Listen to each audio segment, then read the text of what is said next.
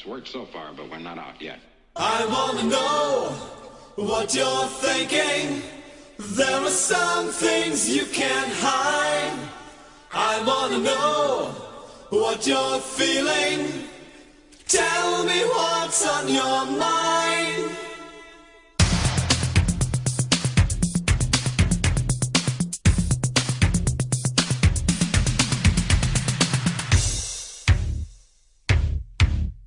Pure energy.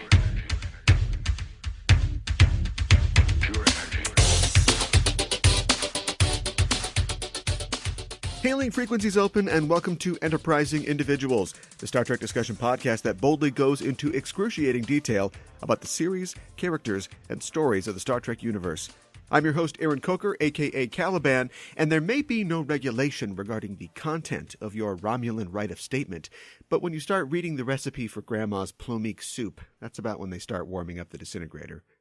I'm joined on this episode by Kevin Church. Kevin is an SEO content manager and specialist. He's also a writer and editor and was a former contributor for Comics Alliance, and he's written for a variety of comics and webcomics titles like Adventure Time, Bravest Warriors, Regular Show, She Died in Terabon, and The Rack. Kevin, welcome to the show. Hey, thanks a lot. Really glad to be here. Great to have you. Permission to come aboard granted. Today we'll be talking about the Enterprise Incident, the second episode of the third season of Star Trek, the original series. Since their first appearance in Balance of Terror, the Romulans have captivated audiences with their mysterious yet noble ways. They're less boisterous than the Klingons, yet more passionate than the Vulcans. They're secretive, yet ambitious, zealous, but diplomatic. They have a reputation for being treacherous, but to the Romulan, secrecy is strength, and knowledge is the most powerful weapon with which to defend one's empire. And to give them credit, many of the races they encounter in the Alpha Quadrant can act just as rapaciously as those who march beneath the Raptor's wings. But we'll talk about that a little later in the show. First, let's talk about your backstory. How did you become a Star Trek fan? So I was 7 or 8 years old. Familial recollections of this vary. But it's a weird story. I had a fishbone that was stuck in my throat. Okay. And I was stuck in front of a TV sipping on white vinegar because apparently that softens a fishbone enough to where it either goes down or comes back up. All right. Since it wasn't caught in my windpipe, we were just going to let it go into my stomach, and because it was a fishbone, I guess, dissolve. Sure. I don't remember any tragedy after that. But anyway, so I'm sitting there, and I'm flipping channels as one is wont to do at 7 or 8, and this was in Arkansas in the 80s. So they were like 4.5 channels. Right. And I came across the opening, the first minute of Arena, and that was it. It was immediately my favorite show, the best thing I'd ever seen. I got very, it became like a joke in my family how quickly, I started demanding books. I made my dad buy me 3 VHS cassettes, which is about a $35 outlay in the 80s. Yeah. So I could record the episodes on our giant Curtis Mathes VCR. And I had 2 videotapes with 4 episodes each. Because I did them not on SLP, but on LP, because SLP, the quality was kind of crap. And even as a kid, I was like, that's not good. So I recorded them at the quality that we use when we tape movies off HBO. And so, but Arena was the first first episode I saw, and it started a lifelong. Here I am, 36 or 37 years later, just as fascinated by classic Star Trek, just as much in love with the production stuff. With what happened on set, what happened off set. Yeah, me too. I'm still discovering new stuff. I'm in the middle of considering getting rid of a lot of my collection, which I purchased for my Tumblr, theyboldlywent.com. Mm-hmm. But it's so hard because I've got so many great photos and stuff. But at the same time, I live in a small Brooklyn apartment, and so I'm having Sophie's choice. Do I go without a place to put the shoes and socks and underwear? Right. or do I get rid of all this Star Trek stuff that's just sitting in a flat file? But yes, I absolutely, to this day, am still a massive fan of the original series, and I usually end up watching at least one episode a week of TOS. As far as those books and those materials go, did you ever have any Star Trek comics? Oh, yes. I've actually just got a complete run of the first DC Comics Star Trek series. Okay. Sent off to a binder in a bookbinding service in Omaha, Nebraska, Omaha bound. And they're custom binding me a set of the first, I think it's 56 issues, along with the movie specials and the annuals of the original DC Comics Star Trek series from, I think, 82 or 83. I think it started in 82, right after Wrath of Khan came out, and ran through until about a year and a half after Star Trek 4. And then there was a Paramount enforced hiatus before Star Trek 5 came out, because Paramount wanted them to retool the book significantly, wanted them to jettison all the supporting cast, and wanted them to make it about Kirk, Spock, McCoy, the Magnificent Seven, and that was it. They started enforcing crazy things like Captain Kirk could not have a romance that lasted longer than an issue, things like that. Sure. What were those, the creme de la creme of Star Trek comics? I do consider the DC Comics run to be the best, even though I have a real soft spot for IDW's later comics, which actually featured, the cloaking device as a big story element. Yeah. Things like that. And even I really liked the series. It didn't last very long, but the post Star Trek Beyond Boldly Go comic they did. Right. Felt like it was really close to like my ideal Star Trek comic. It evoked a lot of the feeling where, okay, so we're between movies, so we're just going to make things up, and we're going to have a lot of fun doing it. Right. And I kind of love that feel much more than kind of the regulated, this is a season 3 episode. So this takes place between 2 season 3 episodes. So you can use Sulu and Chekhov, but you can't use Janice Rand. Right. Yeah. Yeah. You can take off Chekhov's head, but it's got to be back on by the end of the issue. Actually, I think that would be the best thing to do with most Star Trek comics, is sever Chekhov's head in the first panel, and then redo the ending of Spock's brain on the last page. Yeah, there you go. Yeah, do it. How do you do it in one panel? Yeah. Yeah. There's a lot of new shows that have been announced in the Star Trek universe and for CBS All Access. And I think the Picard show and the Georgiou show in particular interest me. And they specifically relate to what we're going to talk about today, in that presumably the Picard show is going to feature the aftermath of the destruction of Romulus that we see in Star Trek 2009. And the Georgiou show will feature Section 31 at work, theoretically giving us the sort of cloak and dagger thrills that we get here in the Enterprise incident. Yeah. The Picard show, I actually have a lot of hope for, even though I'm not a huge fan of Next Generation, which immediately people turned off their podcast player. So I'm talking. Goodbye, everyone. Goodbye, everyone. But I really love the cast of Next Generation, and I really love the heart they bring to a lot of stuff. I personally think there's like 12 to 15 just absolutely magnificent episodes of Next Generation. Yeah. And the rest is all watchable, but I don't really care to watch it that much. But I think with this show, we're at such a point in time politically and historically in the real world that the Romulan exodus and the Romulans all finding their way in a new world really closely echoes the refugee crisis in Europe. Yeah. And I can definitely see Patrick Stewart bringing a certain amount of passion and interest to that. Yeah. And I personally, as somebody who really likes certain interpretations of the Romulans, see this as a real opportunity to kind of undo some of the I'll say this, the blandening that happened to them on Next Generation and later, and the weirding that happened in Star Trek Nemesis. Yeah.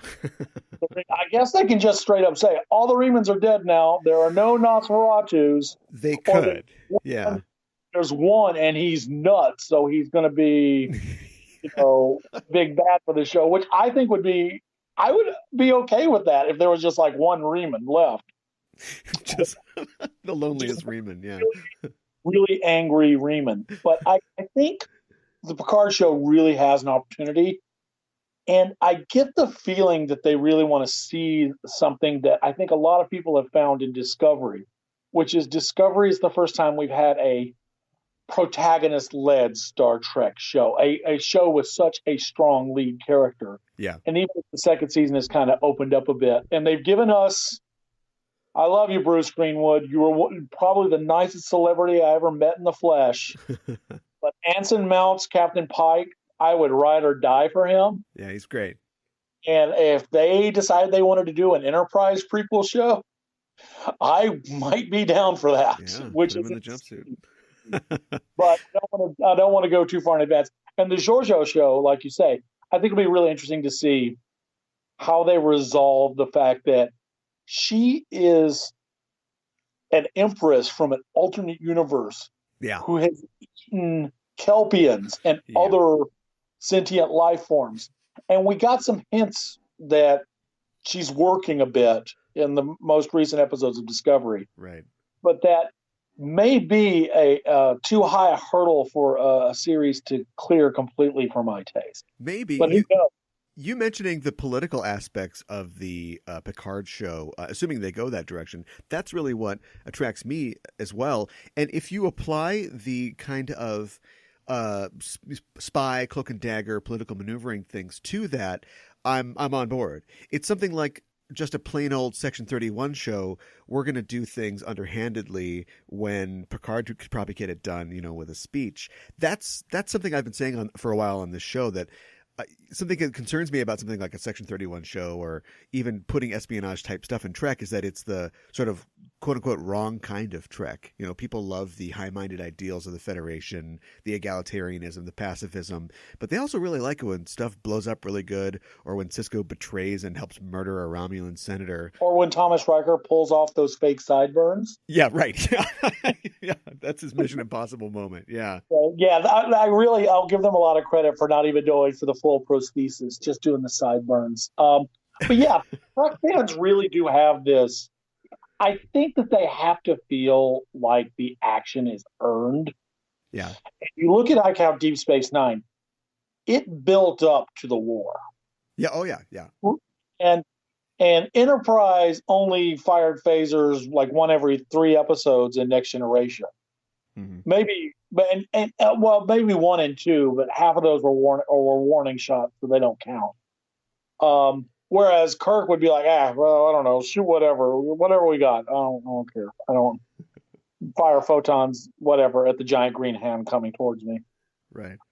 But I joke. I'm joking there. One of the great things about watching new people watch TOS after starting with TNG is how much of TOS depends on a lot of the things that I kind of mock TNG for, which are, we got to have a meeting about that. Well, that's a TOS thing. TNG will have, but TOS will generally only have 1 meeting per episode. TNG is happy to go. You know what? We're going to do 3. Let's go back to the meeting room. Yeah. That does do some really good things, because it does give the supporting cast a bit of work to do. Yeah, right. Enrich relationships in a way that kind of carries over week to week, even though there's no plot connection to it. Yeah.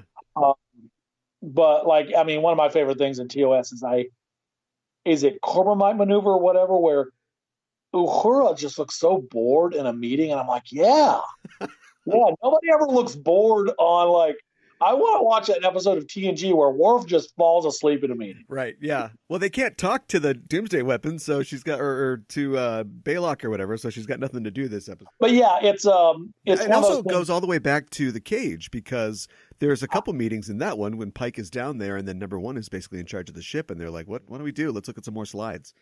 Also, speaking of number 1, Rebecca Romaine Stamos, or Rebecca Romaine now, I guess she's no longer. Yes. My gosh. My girlfriend was sitting next to me. She goes, "Who's she?" And she wanted to know all about her, like instantly the second she showed up. She That's did great. such a great performance. Yeah. Well, anyway, that's as we talk about the Romulans and about espionage today, I just want to keep that sort of in mind. The fact that I think these things can and obviously do exist in the world of Trek, but I always like it when our characters are sort of tempted by it or confront it, and they just flatly refuse to stoop that low.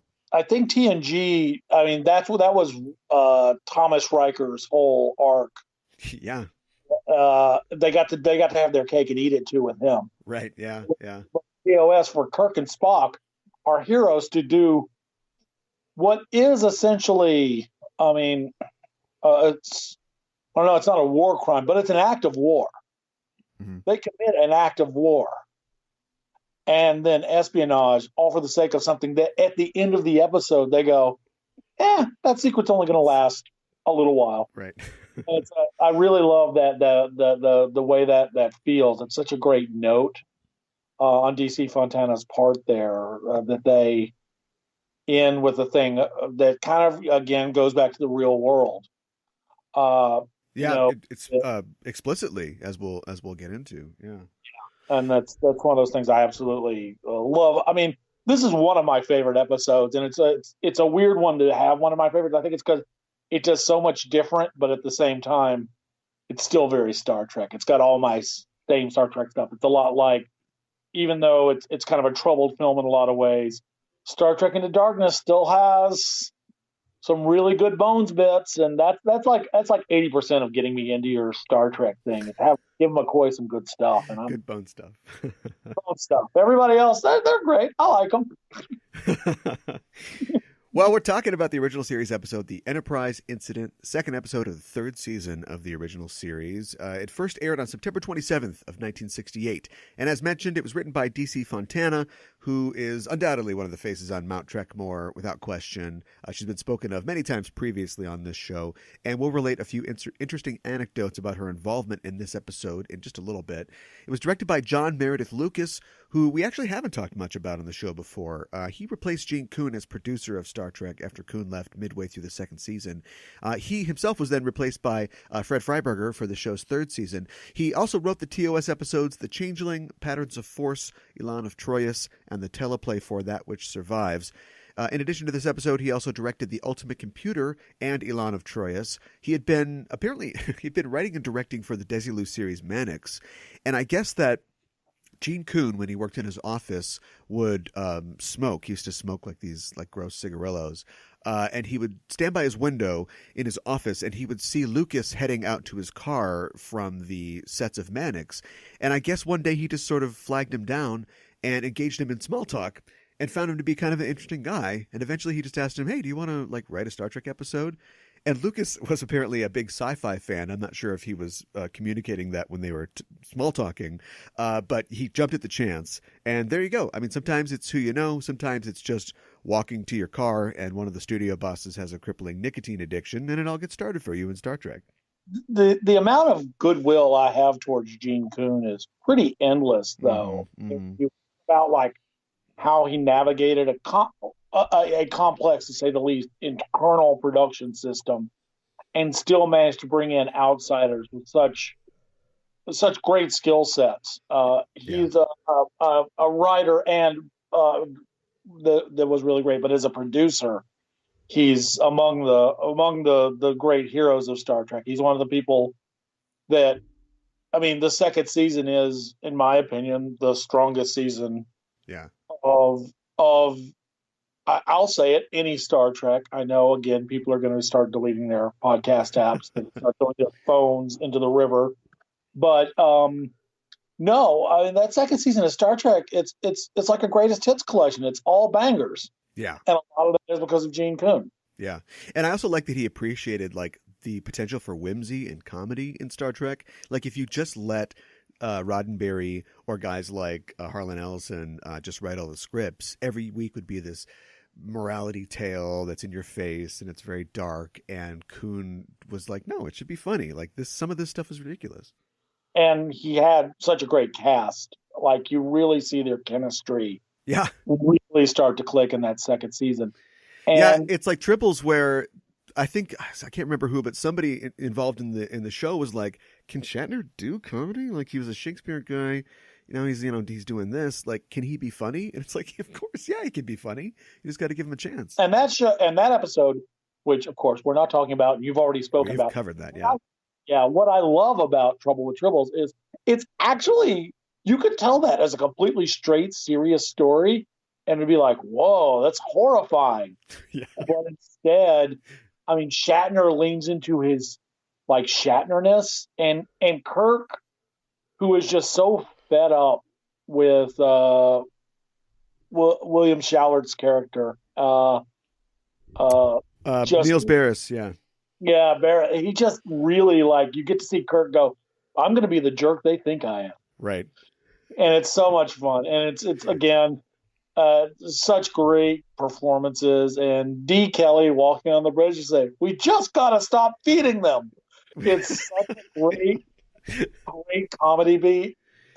It could be really dark if you switch out Tribbles for kittens, and it's like these Klingons have poisoned thousands of kittens to death. I literally just read a Star Trek: The Lost Years novel, A Flag Full of Stars, in which a Klingon has a kitten. Oh, And really? piece of it aloud to my girlfriend, and she was delighted. The start date for this episode is 5027.3, and your assignment, Kevin, if you can, is to give us a 25-word synopsis of the Enterprise incident. Kirk and Spock do a very, very bad thing for a moderately okay reason. That is definitely a whimsical way to look at it. And under 25 words, if the Romulans just told everyone, we're putting you to death, keep your statement to 25 words or less, then I think that would probably be better and more searchable for them too. Yeah, with in the again, this connects to this episode in the Diane Duane novel, The Romulan Way. Coy takes the right of statement and turns it to an old-fashioned Southern filibuster, except he realized he doesn't have to talk about the subject at hand. He just starts talking about his grandpa's chili recipe. Right, yeah. He starts talking about all this Southern food stuff. And as a guy from Atlanta, I'm like, yeah, I could probably do that for a few hours. Give me a chance. Yeah. I'll talk to you about pimento cheese. I'm just a simple country doctor. Yeah. Yeah, but that's one of those great, that's one of my favorite, like, Trek moments, and not just because it involves Dr. McCoy and Southern food and Romulans, but it's also really like the Romulans didn't think their thing through. Right. Like, it's like, I won't need that long. If I were Spock, I'd be like, okay, so here's the situation, and just start talking completely, like starting with like, so this is what happened on Vulcan since you guys left, and just really lean into it. Yeah, it's just that Romulans aren't as shameless, I guess. They wouldn't even imagine that somebody would abuse something so solemn. So a human gets in there and they're like, if the photons didn't hit, you must have quit. It's like, oh, please. Well, here's some interesting facts from the memory banks about this episode. This is the last original series script to bear the name of D.C. Fontana. She would continue to contribute to the show on the scripts for That Which Survives and The Way to Eden. She was credited under her pseudonym, Michael Richards. And here is where those anecdotes I mentioned come in. So strap in. Fontana was inspired to write this episode by a real-life event, the Pueblo incident, or the Pueblo crisis, which was happening at the time when the USS Pueblo, which was an environmental research ship that was actually spying on North Korea for Navy intelligence, was captured by North Korea. It was on January 23rd of 1968. And it was a real disaster. One seaman was killed, and the other 83 members of the crew were captured and interrogated and tortured. And this went on for a year. And this was like a week before the Tet Offensive. So things are really starting to fall apart for the U.S. In that part of the world. But if you're a good TV writer, you say, that sounds like a good show idea. And she started working on a script where the Enterprise would be involved in a similar incident with the Romulans. And the title of her story outline was originally Ears, which is clever, if not on the lobe, because it references, of course, pointed ears, but also the idea of intelligence or listening in on someone. The original story pitch was different from the finished episode. It would originally have shown Ambassador Sarek as being on board and handling diplomatic negotiations with the Romulan commander, who was actually male in this version. Kirk and Spock, under threat of torture from the Romulans, appear to take suicide pills and die, though in reality they took a neuroparalyzer drug that would be similar to the one that McCoy gave Kirk in Amok Time during Spock's Kunat Caliphate, which is definitely, I mean, we were talking about espionage and Cloak and Dagger before. That's definitely a darker sort of tone than a Trek episode usually would have gone to. Something about having somebody accidentally kill somebody else is fine, but having them actually take suicide pills is, I don't think that would have really fit into Trek. And it probably wouldn't have gotten past CBS's. That's a good point too. Yeah, practices guy. I forget the name of the gentleman, but he was actually really astute and offered a lot of really good story advice a lot of the time. Somebody must have done it on something like Man from U.N.C.L.E. or Mission Impossible, though. With all those spies, somebody had to have a cyanide capsule. Yeah, probably, but I'm wondering if maybe they viewed Star Trek as not being as serious. Oh, yeah. Or as, it depends on when it was airing, what time slot it had, what percentage of the audience were kids. I mean, I'm sure that standards and practices. Well, this was season 3, so it would have been like 10 o'clock on Fridays, I think. So, I mean, nobody was watching anyway. Nobody was watching anyway. Well, people were watching. That's the great thing. One of my favorite things about Star Trek is the modern demographics that existed. It would have had 7 or 8 seasons. Because they had people with free money and time watching the show, and that's for advertisers. That's exactly what they want to hear. But yeah, the interesting thing with this and with some other episodes from that season is seeing where they loosened up a bit and where they didn't, where they got a little broader, and a lot of that has to do, of course, with Fred. Is it Freiberger? Freeberger? I think it's Freiberger. Oh, Freiberger, maybe. Yes, right. Having kind of a different approach, but it had to have been hit a point where NBC probably wasn't watching them quite as closely. But I don't think they ever would have let somebody suicide pill. Yeah, it's intense. After that happens, their quote-unquote bodies are beamed back to the Enterprise, and then Kirk and McCoy would beam back to the Romulan ship disguised as Romulans to steal the cloaking device. There were some concerns that this plot was maybe too similar to the actual real-life crisis that was going on. But, it's ripped from the headlines, so take that, Law & Order SVU. Not everybody was satisfied with the script. Bob Justman noted that they should probably be making a Star Trek show and not a Mission Impossible show. And he's got a point, although there was, of course, a lot of kinship between the two series. And Nimoy would go on to play the Great Paris, of course, on Mission Impossible. And Sarek was axed from the script, both because Spock clearly could accomplish everything as this different character, and they didn't want to lose any of the character's heat as the Vulcan star of the show. He was still very popular, even going into the 3rd season, and they chose Spock's brain and this episode to lead off the 3rd season because of how popular he still was. But Bob Justman also wasn't a huge fan of Kirk and McCoy having the Spock ears, not because he's a grump, although maybe he is a little bit, but he was always concerned about time and cost, and the novelty of it, having them have Spock ears, which just wasn't novel enough to justify them spending extra time in the makeup chair. I'm getting a lot of this information actually from Mark Cushman's These Are the Voyages Volume 3, which is a great resource. And it has a lot of the inner office memos about the development of this episode. 50 years from now, I don't know if we'll have internal CBS emails about what they want to do on Discovery or why they got rid of Brian Fuller or things like that. But we've always got these inner office memos from the 50s and 60s that I love to read. One of those memos involves William Shatner borrowing hairpieces. Yes, I know this one. Yeah. That's one of those that I absolutely love.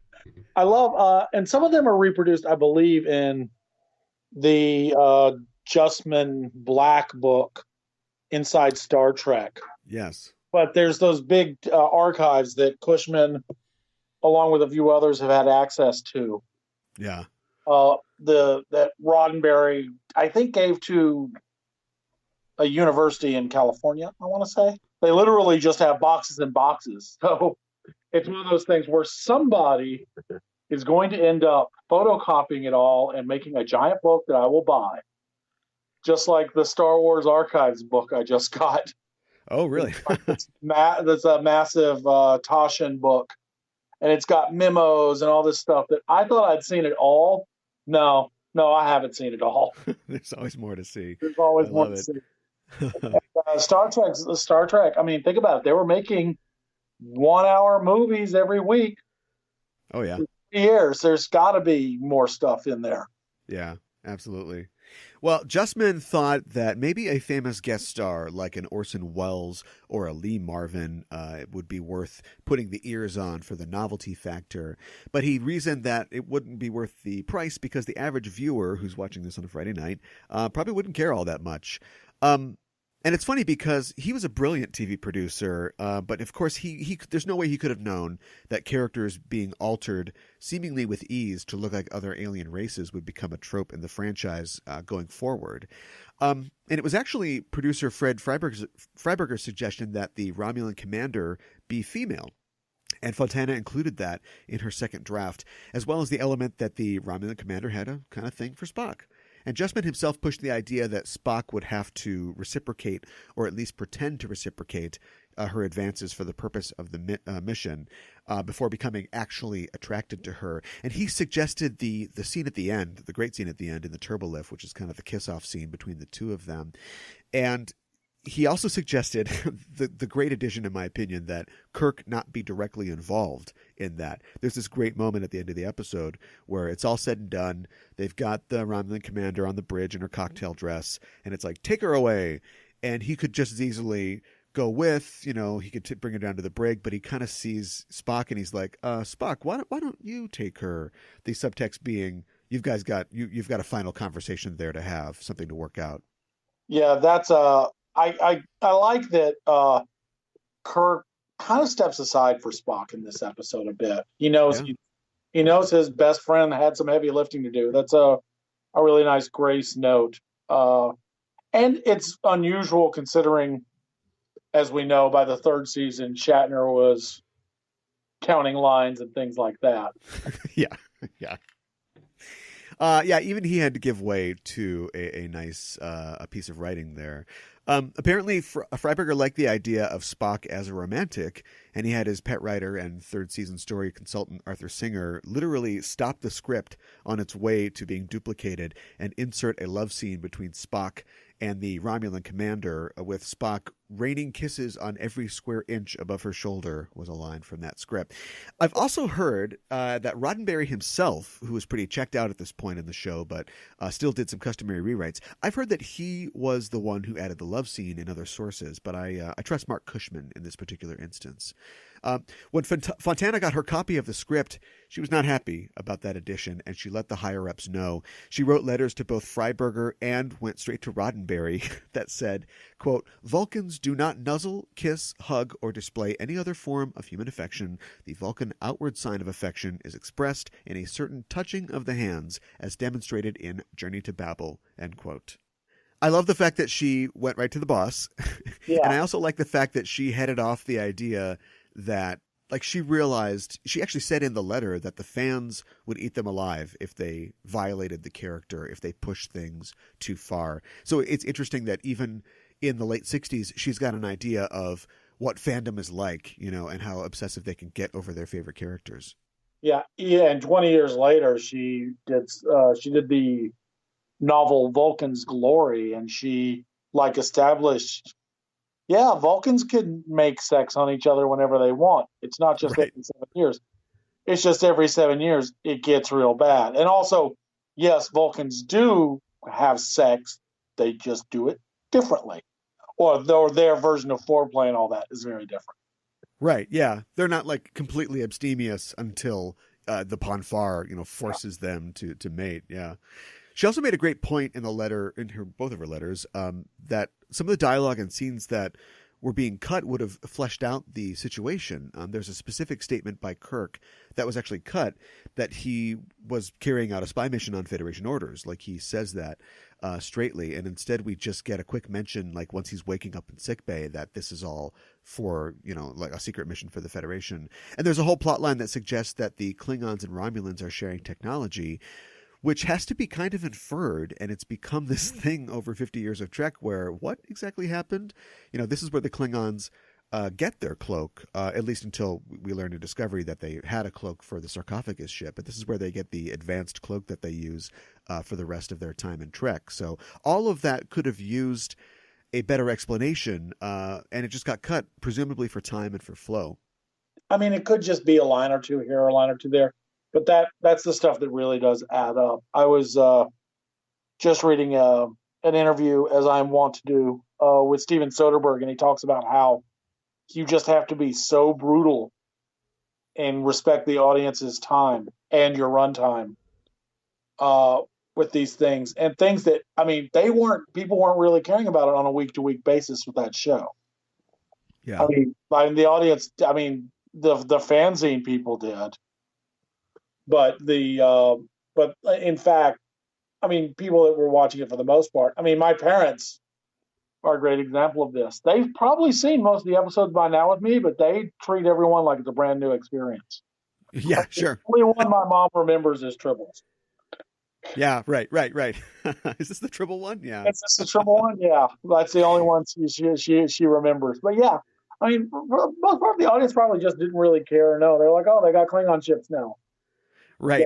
Yeah. Well, they made these models, and they spent a lot on them, so they wanted to show them off. And whether or not it made sense that Romulans would have those ships, who cares? We got to justify this cost.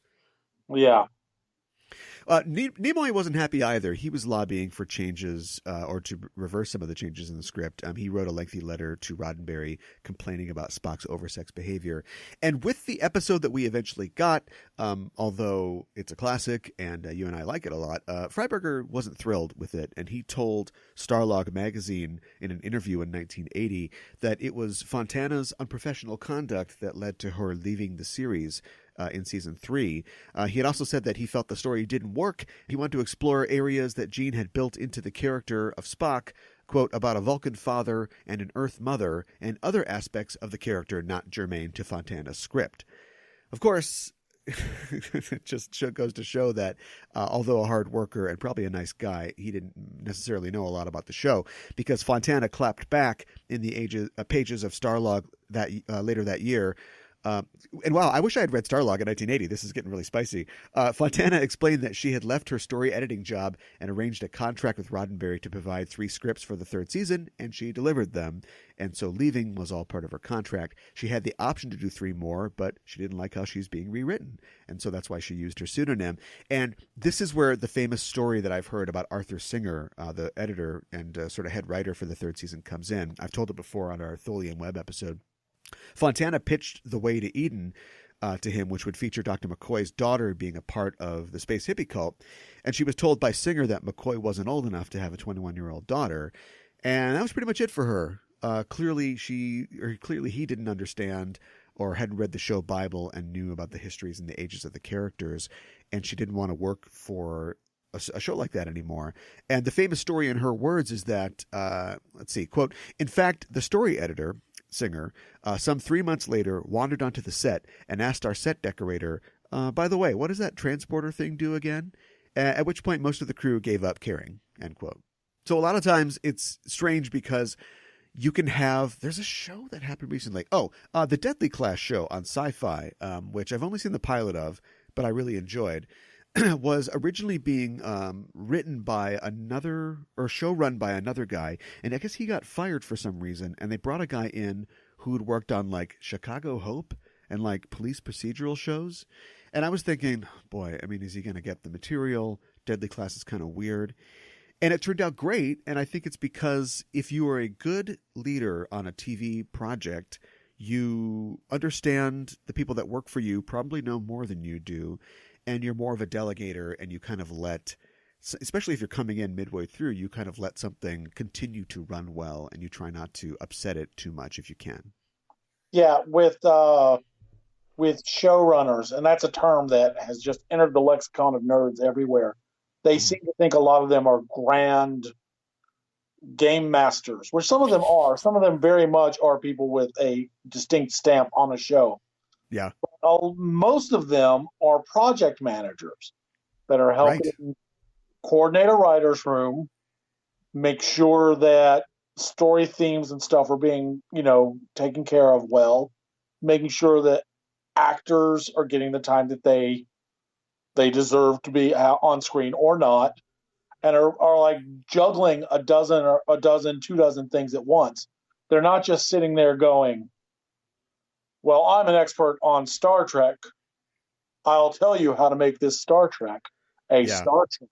Well, back to Freiberger's comments real quick. This is amazing. But when he said that he wanted to, quote, explore the areas that Gene had built into the character of Spock about a Vulcan father and an Earth mother, end quote, Fontana pointed out that, quote, Freiberger is not and is still not aware of the fact that I wrote Journey to Babel, creating those two characters and their relationship and the effect on Spock's character, end quote. And of course, she even included Sarek in the story's initial outline. So Dorothy has receipts, yo. Don't come up against Dorothy. She's going to get you there.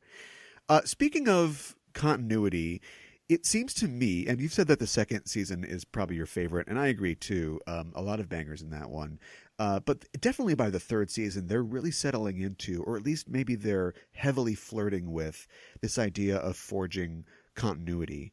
And as we just discussed, studios always see that as a barrier to accessibility. If a show is in syndication, it behooves the viewer to sit down and go, is this the Tribbles one? And then if it's not, no big deal. But they're really starting to refer back to previous events. They've got recurring characters.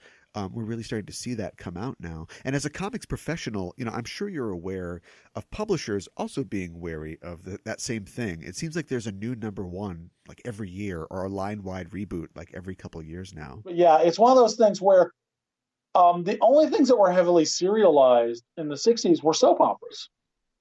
And I think there's part of that too is, that's television for women. and even though we know women made Star Trek awesome, they saved Star Trek after it was canceled. Absolutely. The fandom was so terrific. And network execs and producers at the time were probably hesitant. I think that if they had carried over slight bits of continuity, is definitely the way to go. When you've got a serialized show, when you've got a non-serialized show that, as we know, did so well in syndication. But people, I guess now, that's actually really to Next Generation's advantage. It's still running on BBC. Yeah, everything's on streaming services on demand. Yeah, I'll be really curious to see if in like 20 years we see people going, so let me tell you about non-serialized storytelling. Right. Becoming like great innovators. Yeah. The opening credits or theme would have a guy telling you what the show's about, and then we just start up, and it doesn't matter where you start. Like the old Gary Shandling show. This is the theme to Gary Show. The opening theme to Gary Show. This is the music that you hear as you watch the credits. I'm like, yes. Do that for every TV show. 100%. I know 100% what I'm in for. So anyway, that's the story of the script, and how when DC Fontana says something isn't Star Trek, you should listen to her. This is the first on-screen appearance of the Klingon D7 battle cruiser on TV, not in continuity, of course, with Discovery. And the D7 was originally filmed for the episode Elan of Troyes, but since this episode aired first, it's the first time we see them, and it's the first time that we see them in Romulan hands. The D7 was designed by series art designer Matt Jeffries, and it was done at the behest of model company AMT. Of course, they had a deal with AMT back then to make models for the show, and they had great success with their Enterprise model, and the company actually came to him and asked him for another ship. Although the production of the show said, no, this is the third season, we don't have any money to produce a new ship model. So Jeffries designed it on his own time, and he received a tooling model from AMT to use on the show. And in the show, this is before the remastered graphics, of course, you can tell that it's technically not a full filming model, as it has no internal lighting in the show like the Enterprise does. Jeffrey's scale drawings of the D7 appeared in Stephen Whitfield and Gene Roddenberry's reference book, The Making of Star Trek, before the episode had aired, which started the rumor that the new design had been commissioned by the studio, but it wasn't. It was done personally by Jeffries, which he told Star Trek Magazine in 2002.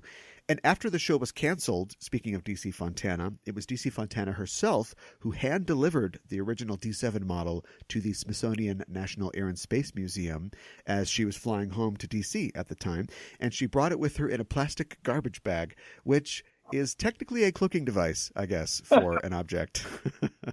I mentioned the remastering before. We haven't talked much about it on this show, which, of course, it started in 2006, involved cleaning up the pictures, and they actually created new effect sequences for the episodes. What do you think about the new remastered effects compared to the old show? The effects-wise, they vary wildly. In terms of quality or what they add to the episode?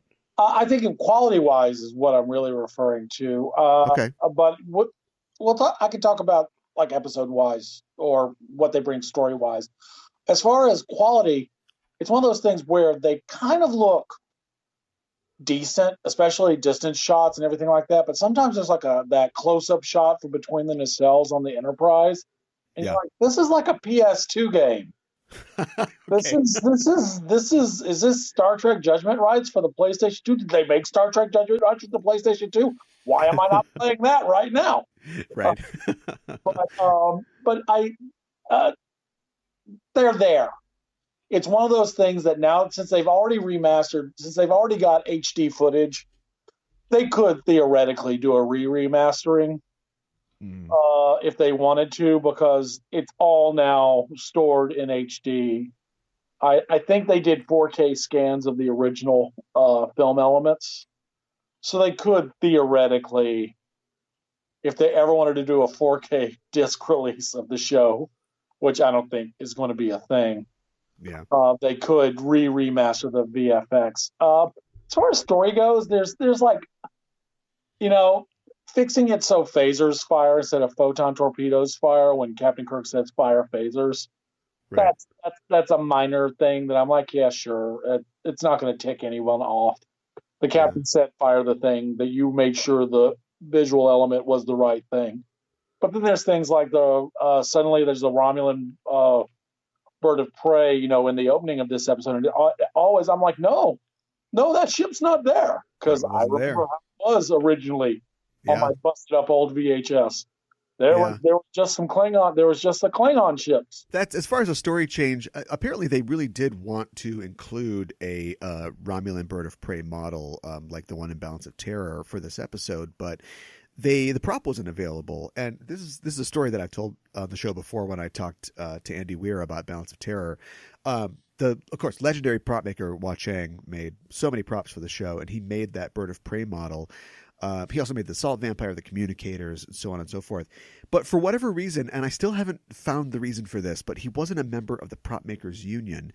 And so the production had to do an arrangement where they would buy props, quote unquote, off the shelf as if they were pre-existing props from Chang, but he was basically being commissioned to make them, which was not okay with the union. And they found out somewhere in the middle of the second season, and that arrangement was then off the table. And apparently there was a specific fight over the bird of prey prop.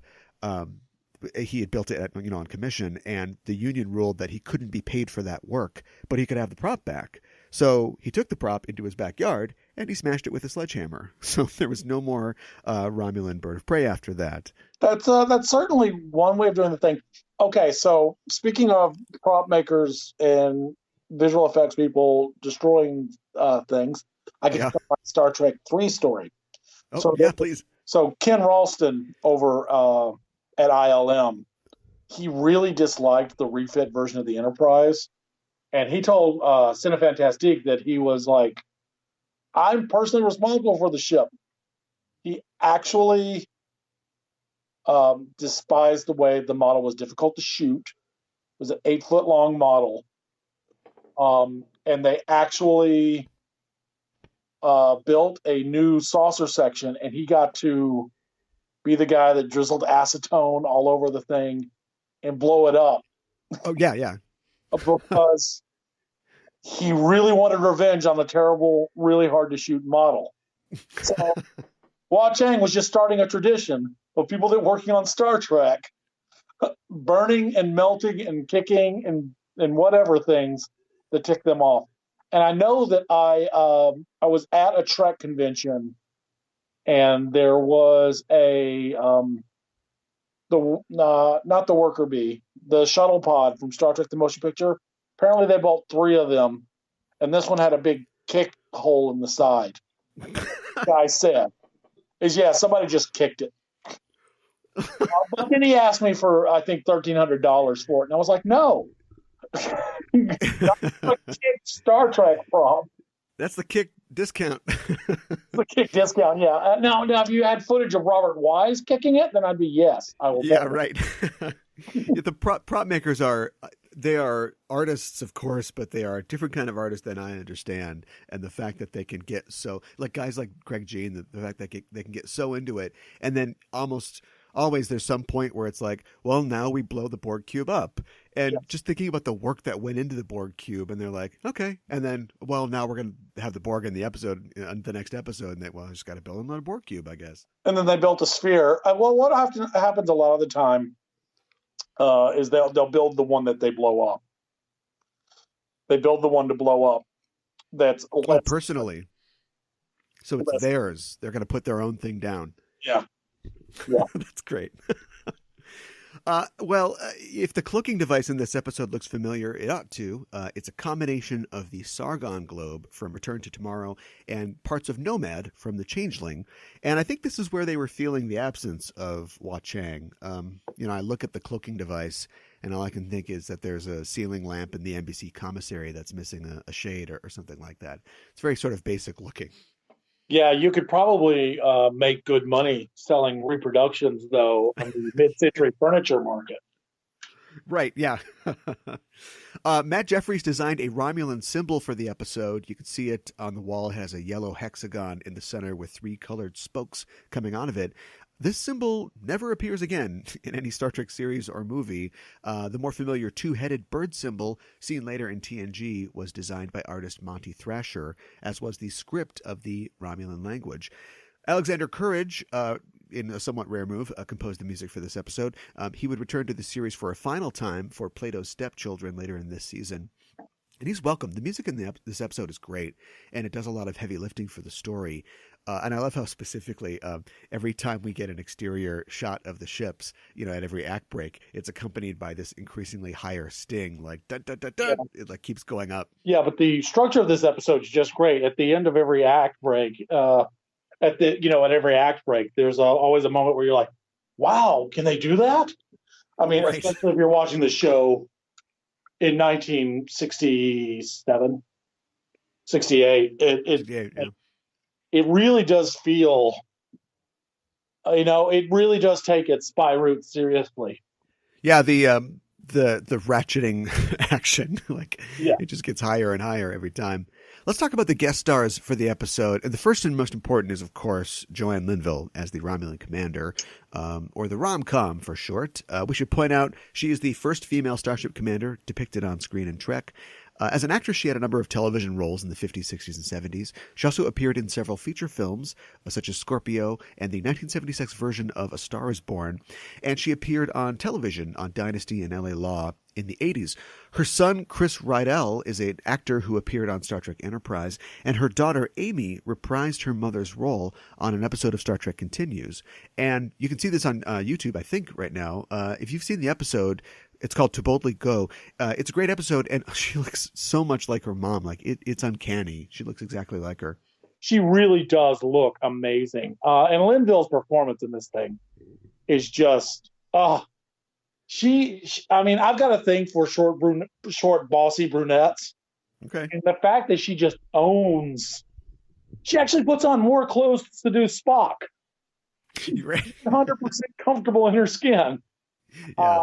I absolutely love, and that's one of the great things about this show, about this episode, is that William Ware Theis's design for the Romulan commander, no notes back from the network. Okay. Looks great. Nice. He's like, okay, that's. I guess that's more clothing than I put on most women on Star Trek. Right.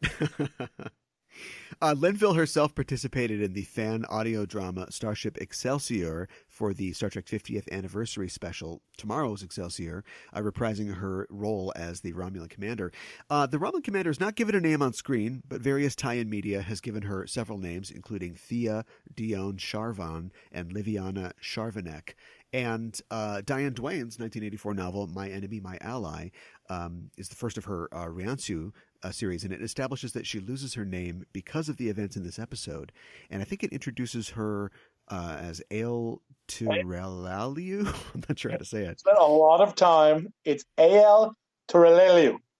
Okay, I trust you. I have spent a lot of time thinking about this. I love Ale. She's just one of those characters that I've always wanted. I've always wanted them to go, you know what? That's a great idea for a character. Let's do something with that one. And I know they never will. But what Diane Duane did with the Romulans and what she did with the fallout from this incident was kind of the kind of thing that they could have done on TV if it had been serialized more at the time.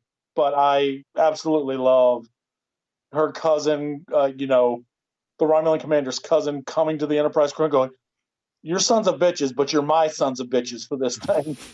Yeah. And I really love that. We're in this together because I say so. Yeah. Right. Yeah. The other guest star on the show plays Commander Tall. I think of him as the kind of Peter Capaldi-looking Romulan dude. His name is Jack Donner. He's been an actor in film and TV since 1960. He's still going today.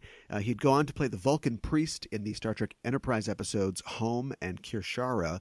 Later in life, Donner would found the Oxford Theater in Los Angeles, which is a playhouse and acting school. And his partner in that enterprise was actor Lee Delano, who played Kahlo in the second season episode A Piece of the Action. He's the guy that learns about Fizbin from Captain Kirk. Everybody, I think, loves the Romulans, and I think it's because they're mysterious and complex, but I think it's also because they're easily digestible. They're kind of deceptively complex. Like, what's the pitch? They're space Romans.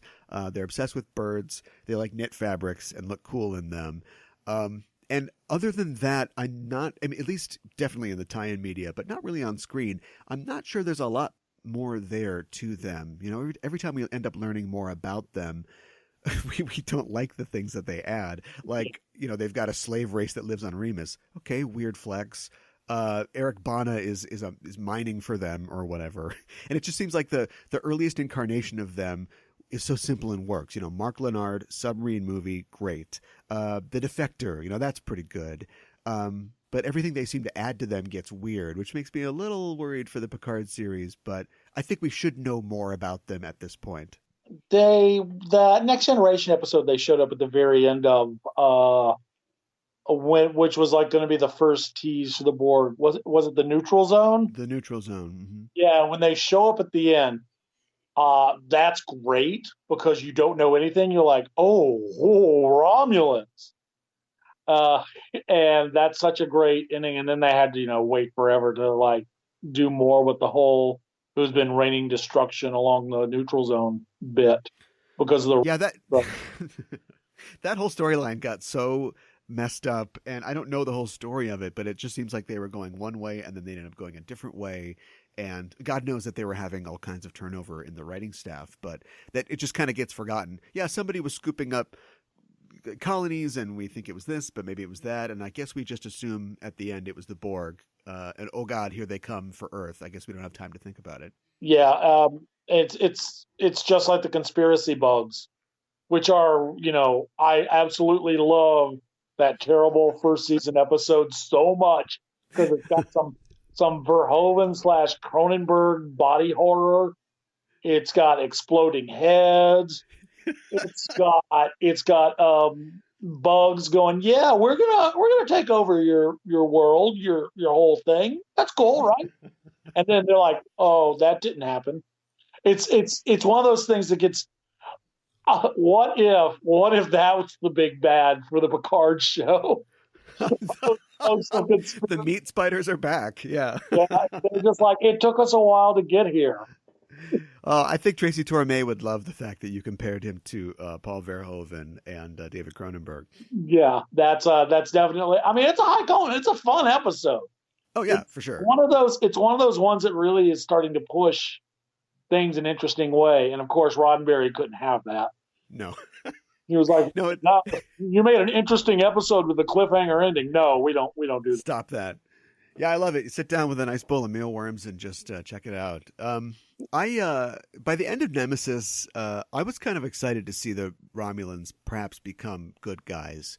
They were never very fleshed out as bad guys, and you can only have their whole motivation be you don't get to know anything about us. You know, we're secretive for so long, and making them sort of the new Vulcans, that is the old Vulcans of Enterprise and TOS, where they're weird and they're separate from us and we're not sure where they're coming from. I thought that had real potential, and maybe they'll go with that in the Picard series coming forward.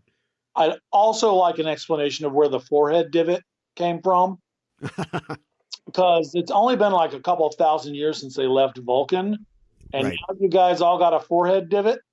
Is there like a ceremony we should know about? Is it like a bris?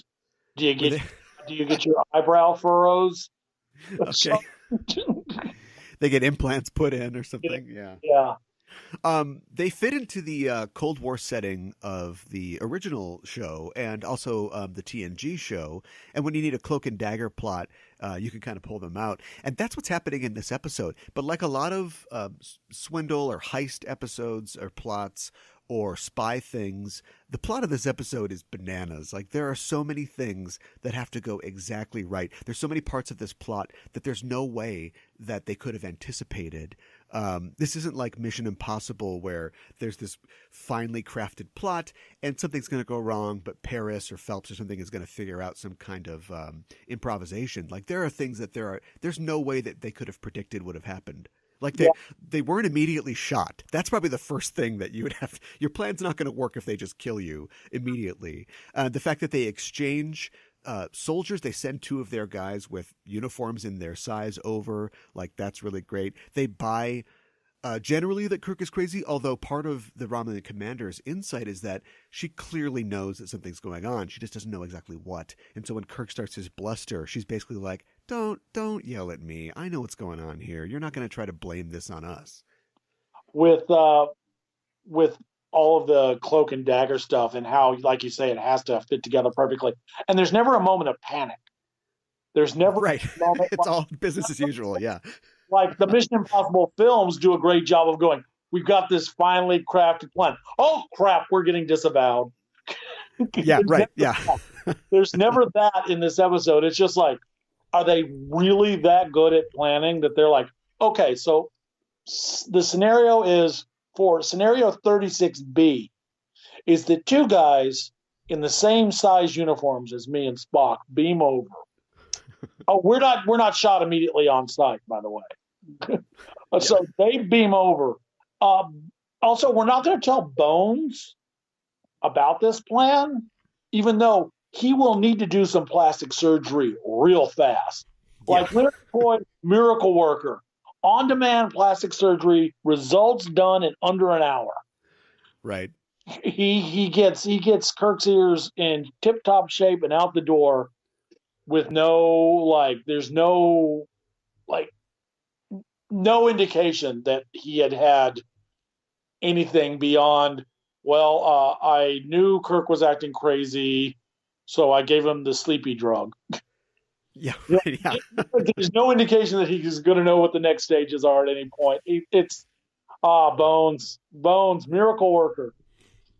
Yeah, he's in the wrong business. He really could have made a lot of money faith healing people. In space LA doing plastic surgery. Of course, now with holograms like on Discovery, I guess the new looking like another race is just having like an image inducer type thing like Giorgio has. Or maybe that's just restricted tech for Section 31. So yeah, that's definitely a thing that I do like that on Discovery. Pike was like, nah, tear those they're holographic. Flat screens on the Enterprise. Because you know what? We need that bandwidth. We need that space. I was like, thank you for addressing that little minor nitpick I had. You can't get holograms in 4K. It was done in such a cranky dad doesn't want people to ship that way. I was like, yes, you get it. But yeah, I guess Also, image inducers work as long as you're not getting punched and kicked at, I guess. Or making out with a Romulan commander. Oh gosh, yeah. Well, maybe they close their eyes. They can close their eyes. They can be wrong. Sure. They don't notice your nose glitching when you kiss. This plan requires the Romulan commander to be female and ready to go. I mean, what if she was married? I mean, definitely dangling Leonard Nimoy as the honey trap. I mean, 99 times out of 100 that's going to work, but they don't know anything about this lady. Yeah, but also, maybe Spock was ready to go if it was a guy. Okay, well, you never know. If he can detach himself, he can detach himself. That would have been, you know what? We talk about the interracial kiss being progressive. Spock getting the third base of the Romulan male. That would have blown their minds. Sure. In the 60s. The way this episode comes out, or the way the plot comes out, it was designed to have some deniability, but the way it resolves, there is none. They literally have a Romulan commander aboard their ship that they're going to drop off, and who knows if she'll ever see Romulus again, at least in the continuity of the show. So is it really a success? Because this is basically an act of war. I can imagine just Sarek and like 6 other diplomats going, they did what? You're right. My son did what? Yeah. and get ready for some overtime. Yeah. Having to wallpaper. Or can we just blow up one of their planets and make it look like an accident so they're real distracted? Right. I wish we hadn't disbanded Section 31. Yeah, or maybe Section 31 took care of it somehow. There's you go. There's some plots for the upcoming Giorgio show. Yeah. We're doing their work for them. Giorgio, Michelle Yeoh, ages so gracefully, they could set it 10 years in the future, 15 years in the future. She'd still look the same. She's a magnificent woman. No problem. Like we said, Linville is great in the episode, and I think it's clear why she's fondly remembered as a character. She's got no time for Kirk's bluster, which often works on people, and she's just not ready. She's not going to take it. She's also ready to haul the Enterprise home in chains, which I think is great. And one of the things that I think opinion is divided on is that I think some people see her as and Spock as kindred spirits, and there might have really been something there. And other people see it as a strong female character who gets totally sidelined by a cute boy. Like, what do you think? I think that her conversations with Spock, especially about his place among humans, are things he's never been able to discuss before. Yeah. He may have opened himself up to her in a way that he never had before. So he may have been emotionally vulnerable even as the plot unfolded the way it was supposed to unfold. I mean, that's a very common thing with Jean Le Carré novels, which of course all started, later than this, but they're all about the Cold War, is the emotional cost of doing spy work. And that's an interesting thing, could have been an interesting thematic element to pursue later if the show had been better serialized, is Spock talking to Kirk about this. And those are always the moments we love so much, is when Spock is honest about his feelings. Yeah. And if he had there's This Side of Paradise, is that the one with the spores in the face? That's the one. Yep. And he's got that great sad, like, I was happy for a bit. And such a great, like, I was honest for a little bit. It would be such a great beat for him to pursue. Even if, just like This Side of Paradise, the ship took precedence. The mission takes precedence because Spock is really good at his job. Yeah. And they're kind of switching roles in this. Like, Spock gets to do what Kirk usually does, and Kirk kind of gets to do what Spock does. And as far as pursuing romance with ulterior motives, this is what Kirk does every day. Like, he's always pretending to seduce somebody, for mission reasons. And every 9 times out of 10, he's fine. But that 10th time, he needs a little help to push Joan Collins in front of a bus or whatever needs to be done. So my sort of crackpot theory is that, maybe the Romulan commander is kind of working him as well. Every James Bond movie has a scene where Bond finds out that the woman that he beds is actually a spy. and neither of them really have feelings for each other. It's all maneuvering, for their various empires.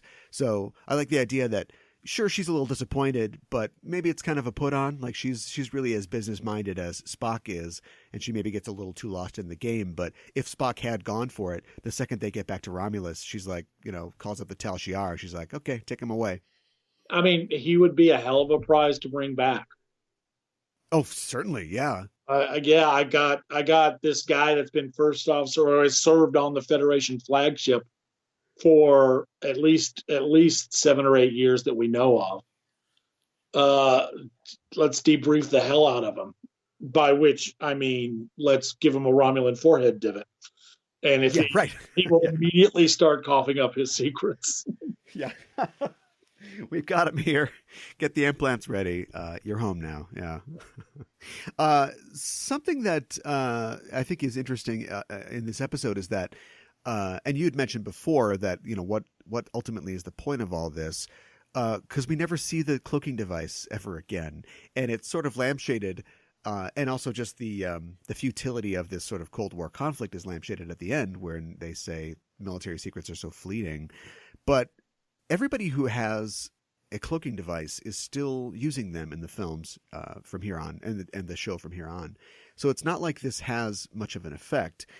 So my question is, like, where does all this tech go once the episode is over? There's so many episodes where they meet godlike aliens or a race that can put, your face on the back of your head, or you've got super speed or time travel.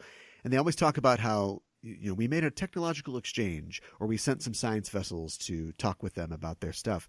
But like next week, same old Enterprise. Like we never see any of that stuff get integrated into the show. With that, I mean, you could make the argument that Section 31 gets it and gets. Yeah, well, there you go. Whatever. But you could also say maybe there's a Starfleet archival or Starfleet science archives. I mean, there were those novels about the Starfleet Corps of Engineers. Right. There could be Starfleet librarians, ontologists that are collecting and filing, and there's this giant warehouse museum. I mean, there's your Star Trek 4 plot, guys. Let's just say we're not going to make it with Hemsworth. Let's get Chris Pine back in, and here's the big box of Federation secrets that somebody's got their hands on, and you get to play to all the nerd stuff by mentioning various new cool Star Trek Kelvin universe versions of things like that we all saw in the original series, obelisks and Mr. TOS and all that stuff. Yeah. All comes back. That's one of those things where they definitely should pursue something with all this like great technology they bring. And that happens on like all the series whenever they bring up technological things. Discovery has done a really good job with the spore drive issue, which, my girlfriend's like, why don't they use this in all the other shows, especially that one where they're a long way away from home? And I'm like, oh, they're definitely going to cover it. And they've started really doing that really well in Enterprise. That there's this groundbreaking piece of technology that they cannot use. But both McCoy and Scotty are great in this episode, sort of being on the outside of the plot and then being drawn in. And they're both a little tense because something clearly is going on and they don't know what it is. McCoy just starts off, he's at condition pissed like the entire episode. And he's so sassy about, not making house calls and that sort of thing. And then, of course, Scotty is in command of the ship while everybody's away. And the second they send those guys over, he's like, all right, grab them, throw them in jail. Let's just throw them in jail. Yeah, just chuck them in the brig. I mean, where was it? Were they going to go sit in the cafeteria? Yeah, I don't know. Yeah, right. That actually would have been great. A Romulan sitting there with a stack of those food cubes. Yeah. And like poking them with the finger and going, what don't you guys? I thought you guys ate real food. And then Scotty goes, I can make the computer make you a haggis. See, there you go. There's a whole... There's so many lost opportunities. If only we had a time machine to fix. We only eat sphere food. We don't eat cube food. Spheres and tang. Yeah. Oh, and now I'm wondering, are the cube foods just there for the Tellarites? Maybe the Tellarites, because we've established humans can get the food that they like, and Vulcans, Spock's like eats a salad and plum soup, right? Made by Nurse Christine Chapel, but like Maybe the cute food's for Tellarites. Possibly, yeah. Give those guys some pancakes and the war's over. Yeah. Well, as we wrap up here, is there anything that you still wanted to say about the episode that's been unsaid? I'm a big fan of the way Star Trek, the original series, was shot. And this episode's a real highlight. The use of colors. Oh, yeah. And the use of dramatic framing.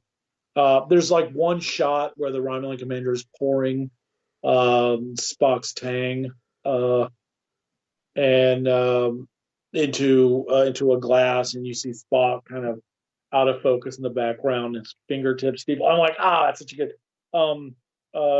Jerry Finnerman, right? Right. Finnerman. He is one of the reasons I think I like TOS's look so much, because it's designed to maximize color television. Yeah. At the time, but it's also he like knew how to use dramatic framing and use colors to convey emotion in a way that really stands out. And it's something that when we got to Next Generation, suddenly it looked like we were in a Hilton. Yeah, and the lighting fluctuated a lot from early TOS to later TOS as well, but they definitely had something they wanted. And also the third season really suffered when Finnerman was let go from the show around the time of Tholian Webb. You definitely see a big change in the later episodes from the earlier ones in third season. The way this episode looks reminds me a lot of Seijun Suzuki's films. He's a Japanese filmmaker. He made Tokyo Drifter, and which is such a great, luridly colored movie. I kind of love it when people crank up emotions through color and framing. I know it's kind of frowned upon by a lot of serious people that want everything to look a certain way, but or you're going to do Roma and it's black and white, all black and white. Oh man, Roma though. Oh, I saw it in the theater, 70 millimeter. It was so good. Okay, good. But actually, I'm a photographer at whiskeyandfailure.com on occasion, and black and white's kind of like how I prefer it, because it features the subject and it lets the mind open up a bit. Star Trek could never really go black and white, I don't think. They do it on Voyager a couple of times. Right. But yeah, Star Trek could never really be a black and white show. It's a thing where color and dynamic camera work really can enliven substandard stories and plots, even because it lets the actors get a little, especially with lighting, that it helps impart something for the actors. Let's talk My Space Dad Can Beat Up Your Space Dad. Who's your favorite captain and why? James Tiberius Kirk. He was the OG. No offense, Pike. I love you. Sure. But Kirk was the one to get the series order. He was the one that dealt with, I think, the most interesting time for the Federation, the rapid expansion. Yeah. After the initial formation and the initial kind of hardening up of the borders, he boldly went first, and he led the way for everyone else. Archer, honestly, especially in later episodes, I actually kind of like what they were trying to do with that character, because he started off as kind of I'll say this, a Bush conservative. Mm-hmm. He kind of is prim, kind of stuck in his ways, but seeing him actually learn to become a good space diplomat. And Kirk could negotiate with you, or he could fight a giant lizard. Yeah. Very good at either one. A lot of range. Picard did get his Die Hard in Space moment. Yeah. he did get Star Trek First Contact. So I like him quite a lot. And again, I've mentioned this a couple of times now. I really love the cast of TNG. I just really wish I liked the show more. I really like a lot of the characters, especially Worf, who is I love making fun of Worf, even though I think he's great. I love making fun of Worf. But yes, even though, but now I'm going to talk about Sisko, and how Sisko made hard choices and did hard things. Yeah. And Janeway was the thing is, Janeway is probably a really good example of what a Starfleet captain should be. Yeah, sure. Now that we've reached the end of the show, you'll receive a commission and the rank of ensign. What department on the ship do you work in? Leisure. Leisure. I am sure that Starfleet, as discussed by Diane Duane in her books The Wounded Sky and My Enemy, My Ally, takes the recreation of its crew members very seriously because they work in high-stress environments. And a starship is away for multiple months at a time, and they can't have shore leave whenever they want. So I would like to be the guy that arranges movie night on the Enterprise. Nice. I would like to be the guy who, when Sulu mentions, my favorite Beatles song is Obla Di, Obla Da, I spend an hour telling him that he's wrong with great love and affection for the man. I set up Spock I make sure Spock's got a constant variety of candles to light. I make sure that around the time of McCoy's birthday, Captain Kirk is reminded, and that we make sure to pick up some bourbon. I would love that to be my job, is to be the guy that makes sure everybody else has a smooth voyage. And my day-to-day might be more stressful than they'd ever know, but that's not the point. I would want to be the person in charge of making sure that the starship was happy. I could be the barber with a couple of cards hair, because that was a pretty easy gig. Yeah. Now I wonder if there was some dark storyline that we never saw off screen for Isaac on the Love Boat. Like he's the guy making everybody happy, but he goes back to his cabin and it's like, oh, like his life is horrible. He makes Isaac happy, but he just stares at the wall. But yes, I think that would be really fun. And also being like, hey, we got Andorian crew members. What do they like to do? Yeah, making sure I've got a space for Andorian handball. Rights need a mud pit. Well, let's see if we can get Scotty to put together a mud pit. Yeah, there's things like that. The perfect host. Well, Ensign Church, thanks for joining me to talk about Star Trek and the Star Trek universe. If people want to continue the conversation, and they can, at EISTpod on Twitter and the Enterprising Individuals Facebook page, where can people find you online? I am Kevin_Church on Twitter. My website is BokuKevin.com, BEAUCOUP, Kevin.com, as in a lot of Kevin, as I am a man who has a lot to give. You can go, my Star Trek Tumblr is being updated very occasionally now, but it's at theyboldlywent.com. Okay. You do not need a Tumblr account to follow it. You can just scroll and scroll and scroll. Oh my gosh, you'll have so many things to look at. All right, well, people should check that out. Thanks again for joining me. Oh, thank you. And we are signing off until the next mission. Hailing frequencies closed.